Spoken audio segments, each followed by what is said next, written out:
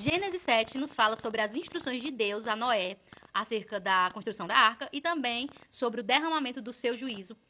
Deus instrui a Noé sobre os animais que entrariam na arca, que são limpos e impuros. Os impuros são 7 pares de cada, né, que seriam usados tanto para sacrifício como para alimentação. E a Bíblia também vai comparar a vinda de Cristo com o dilúvio. Olha o que está escrito em Mateus 24:37. E como foi nos dias de Noé, assim será também a vinda do Filho do Homem. Porquanto, assim como nos dias anteriores do dilúvio, comiam, bebiam, casavam e davam-se em casamento. Até o dia que Noé entrou na arca e não o perceberam. Até que veio o dilúvio e os levou, assim será também a vinda do Filho do Homem. E no dilúvio, as águas elas serviram como um instrumento pelo qual Deus puniu o mundo antigo e purificou a humanidade. Só que a Bíblia também vai dizer que agora o mundo vai ser destruído com fogo. Olha o que está escrito em Pedro 3:6. Pelas quais coisas pereceu o mundo de então, coberto com águas do dilúvio. Mas os céus e a terra que agora existem, pela mesma palavra, se reservam como tesouro e se guardam para o fogo até o dia do juízo e da perdição dos homens ímpios. E aí é quando Deus fecha a porta da arca, né, mostrando ali a sua soberania e manifestando a sua graça e o seu juízo. E assim, distinguindo o ímpio do justo. E a figura da porta, ela provê livramento e segurança para o povo de Deus em tempos de julgamento. Assim como aconteceu lá na história de Moisés, né, que Deus não permitiu que o destruidor entrasse na casa de quem tivesse sangue nos umbrais da porta. E Jesus também usa a porta como um símbolo de separação, quando ele conta a parábola das 10 virgens. Quando o noivo chegou, as virgens prudentes entraram com ele e a porta foi fechada. As loucas até tentaram bater na porta, mas ela não foi mais aberta. E no capítulo 8 vai nos dizer sobre o recomeço do mundo após o dilúvio, né, que já começa dizendo, lembrou-se Deus de Noé, mostrando ali o compromisso e a fidelidade de Deus com a sua aliança. E Deus ordena para que Noé saia da arca com a sua família em segurança, e isso tem um significado simbólico, né? 8 pessoas foram salvas através da água, e isso está lá em 1 Pedro 3:20, que é a figura do batismo, né? A arca ela foi uma forma de salvação no dilúvio. E hoje Deus salva através do batismo das águas por meio de Jesus Cristo, que ressuscitou. E hoje nós podemos viver limpos e puros de espírito. E lá no livro de Apocalipse, capítulo 21, versículo 7, vai dizer assim: quem vencer herdará todas as coisas, e eu serei seu Deus, e ele será meu filho. Isso nos mostra uma prefiguração de uma nova humanidade que prevalece sobre o mal. E aí, mais pra frente, a gente vê o sacrifício de Noé em forma de gratidão e de adoração a Deus.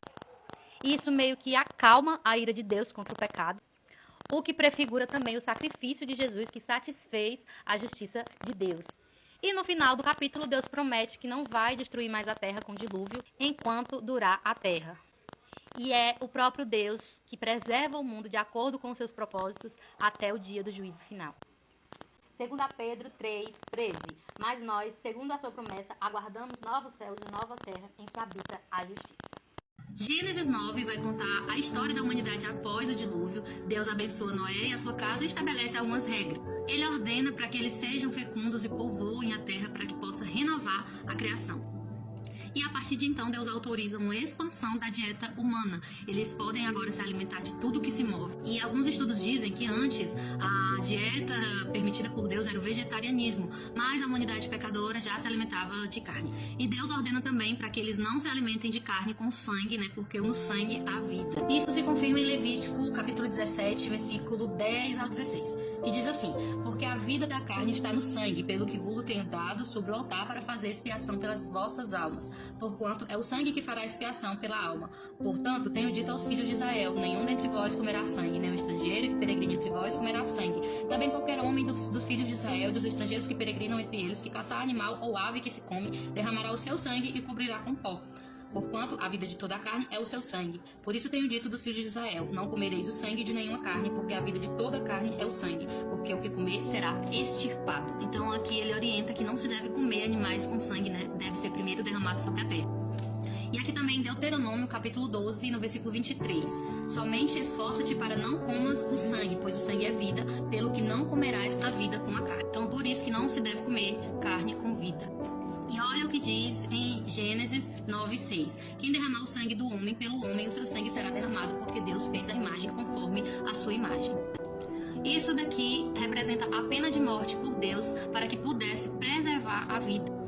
Pois o homem, ele é a semelhança de Deus, e o assassinato indica um atentado contra a própria imagem de Deus ali representada. E então Deus faz uma aliança com Noé, confirmando ali a sua promessa de preservar a terra. E essa aliança se estende para Noé e toda a sua descendência e criação. E aí ele fala sobre o sinal estabelecido por Deus, que é o arco-íris. E ao longo da história da Bíblia nós vemos várias marcas que sinalizam, né, alianças, como a aliança de Deus com Abraão, que era a circuncisão, a aliança com Moisés de guardar o sábado, a aliança mediada por Cristo, que era a Santa Ceia. E o arco-íris citado nesse capítulo representa a aliança de Deus para com a criação. Depois disso vai dizer que Noé fica embriagado e depois é desrespeitado pelo seu filho. E quer dizer que com isso a gente pode saber que o vinho, ele tanto pode ser favorável como pode ser perigoso. Pode servir como motivo de alegria, como diz aqui em Deuteronômio 14:26. E aquele dinheiro darás por tudo o que deseja a tua alma, por vacas, por ovelhas, por vinho, por bebida forte e por tudo que te pedir a tua alma. Come-o ali perante o Senhor teu Deus e alegra-te tu e tua casa. E também em Salmos 104, versículo 15. O vinho que alegra o coração do homem, o azeite que faz reluzir o seu rosto e o pão que fortalece o coração do homem. E dentre outros exemplos que a Bíblia relata sobre a alegria e o vinho, como Jesus que multiplica o vinho lá em João 2, e assim como também o vinho pode ser perigoso. Olha o que diz em Provérbios 21:17. Necessidade padecerá o que ama a folia, o que ama o vinho e o azeite nunca enriquecerá. E também Provérbios 23:20. Não estejas entre os bebarrões de vinho, nem entre os comilões de carne, porque o bebarrão e o comilão acabarão na pobreza, e a sonolência os faz trazer vestes rotas. E a Bíblia também vai nos alertar sobre os perigos de misturar bebidas fortes, assim como relata Isaías 28:7. Mas também estes erram por causa do vinho, e com a bebida forte se desencaminham. Até o sacerdote e o profeta erram por causa da bebida forte, são absorvidos pelo vinho, desencaminham-se por causa da bebida forte, andam errados na visão e tropeçam no juízo. E além disso, né, algumas pessoas durante a história também são ordenadas a não beber vinho durante algum período ou alguma função que ela exerce, como sacerdotes e governantes. Depois disso, a gente vê que teve pecado após o dilúvio e, consequentemente, muitas consequências, né, porque Cã teve uma atitude maliciosa, desmoralizando o próprio pai, e isso é uma atitude totalmente condenável diante de Deus, que ele nos adverte também no livro de Êxodo 20:26. Também não subirás ao meu altar por degraus, para que a tua nudez não seja descoberta diante deles. E também Êxodo 21:15. O que feriu seu pai ou a sua mãe certamente será morto.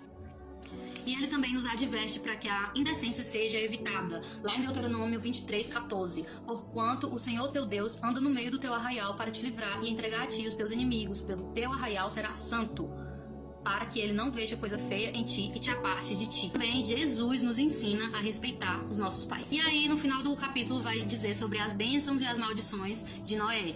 Quando Noé fica sabendo desse ocorrido, ele profere bênçãos e maldições para a sua descendência. Cã acabou que originando os inimigos de Deus. Sem, gerou Abraão, Isaac, Jacó e a descendência de Jesus. E Jafé gerou a igreja do Novo Testamento. E aí a gente sabe que os judeus e os gentios foram reunidos em um só povo pela obra de Jesus.